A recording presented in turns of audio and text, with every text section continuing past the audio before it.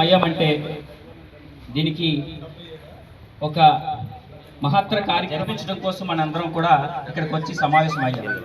ఆ కార్యక్రమం ఏంటి అంటే యోగాంధ్ర 2025.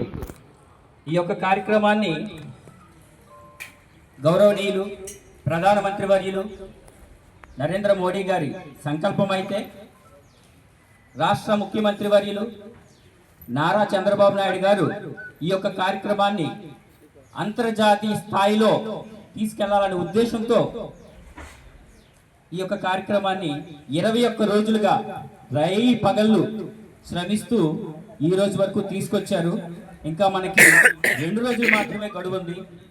ఆ 2 రోజుల్లో మనం ఈ యొక్క కార్యక్రమాన్ని దిగ్విజయంగా పూర్తి చేయగలిగితే మనందరి పేర్లు కూడా చిరకాలం గుర్తుండేలా గిన్నీస్ రికార్డులో నమోదవుతాయని చెప్పడంలో ఏ రకమైన సందేహం కూడా లేదు.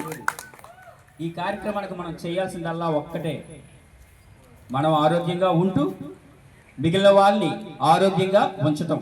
అంటే ఏంటి? ఆరోగ్యమే మహాభాగ్యం అనే మాటకి అర్థాన్ని చేకూర్చటం. ఇది యోగాంధ్ర 2025. సార్ మీరు చెప్పినట్టు గత 21 రోజులుగా సెక్రటరీస్, ఆర్పీస్ అందరమీ కూడా కలిసికట్టుగా మరియు కార్యకర్తలు కూడా కలిసికట్టుగా పనిచేస్తున్నాం. దీనికి తగ్గట్టుగా మాకు జడ్సీ సార్ కానీ, సూపర్నెంట్ గారు కానీ, అలాగే మా ఏపీడీ గారు, మా సిఓ, మా అడ్మిన్స్, మొత్తం సెక్రటరీస్ అందరం కూడా కలిసికట్టుగా 21 రోజులుగా పనిచేస్తూనే ఉన్నాం. ప్రతి సచివాలయం నుంచి 600 మందిని ఇప్పుడు రిజిస్ట్రేషన్ చేశాము. అలాగే వాళ్ళందరికీ కూడా ట్రైనింగ్ ప్రోగ్రామ్ ఇవ్వడం జరిగింది. లాస్ట్ 20 డేస్ నుంచి ఈ ప్రోగ్రామ్ అనేది జరుగుతూ ఉంది. ప్రతి ఒక్కరు కూడా యాక్టివ్గా ఉన్నారు. వస్తానని చెప్పేసి ప్రతి ఒక్కరు కూడా ఈవేళ మా సచివాలయంకి సుమారు ఒక 12-16 మంది సార్ మాకు యోగా రిజిస్ట్రేషన్ చేశారా, చేయించండి, మాకు యోగా రిజిస్ట్రేషన్ చెయ్యండి అని అన్నారంటే చూడండి ప్రతి ఒక్కరూ ఎంత యాక్టివ్గా ఉన్నారనేది మీకు చెప్పడం కోసం ఈ మాట చెప్తున్నాను సార్. ఇలా మా ఒక్క సచివాలయంలో ఇది జరిగిందా అంటే కాదండి, ప్రతి సచివాలయంలోనూ కూడా ఇలానే జరుగుతుంది.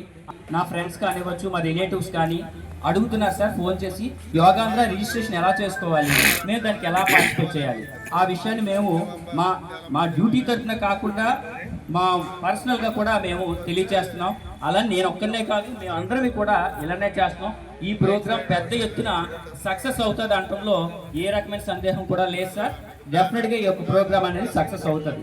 కావలిస్తే రేపు మీరు 21వ తారీఖున మీరే చూస్తారు ఎంత సక్సెస్ అవుతుంది అనేది. మనం చేయాల్సిందల్లా ఏమీ లేదండి, తెల్లవారి 4:30 గంటలకి అంటే ఇక్కడ ఉన్నటువంటి కార్యదర్శులకు, ఆర్పీలకు, మరొకసారి కార్యకర్తలకు తెలియజేసే విషయం ఏంటి అంటే తెల్లవారి 4:30 గంటలకు సచివాలయం దగ్గరికి ప్రతి ఒక్కరూ వచ్చేటట్టు చూసుకోండి. వాళ్ళు ప్రాపర్గా బస్ ఎక్కి పర్టికులర్ లొకేషన్కి వెళ్ళేటట్టు చూసుకుంటే సరిపోతుంది.